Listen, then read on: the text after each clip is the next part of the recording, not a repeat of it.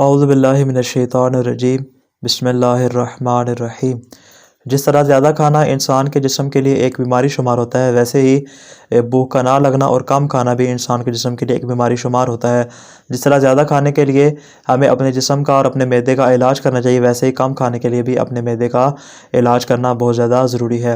हदीस मासूम अलैहिस्सलाम में हमें इसके मुख्तलिफ़ किस्म के इलाजात मिलते हैं।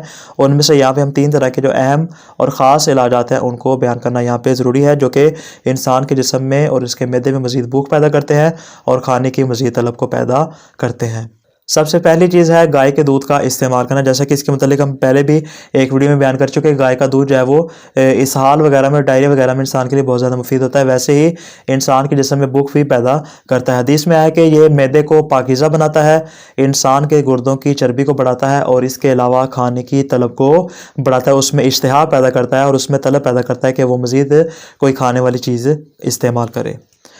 दूसरी चीज़ है पनीर का इस्तेमाल करना। और जैसा कि हमने पहले बयान किया कि पनीर जो है वो 2 तरफ़ा फ़ायदा रहता है, खाने से पहले भी फ़ायदा रखता है और खाने के बाद भी फ़ायदा रखता है।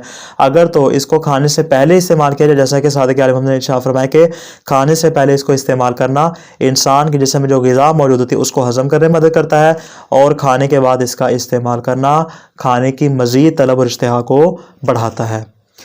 तीसरी चीज़ है मिसवाक का इस्तेमाल करना। जैसा कि आप जानते हैं कि मिसवाक को इस्तेमाल करने के अहादीस में बहुत ज़्यादा फ़ज़ाइल और फ़ायदे बयान हुए हैं कि जिन पर अमल करना इंसान के लिए निहायत ही मुस्तहसन शुमार होता है।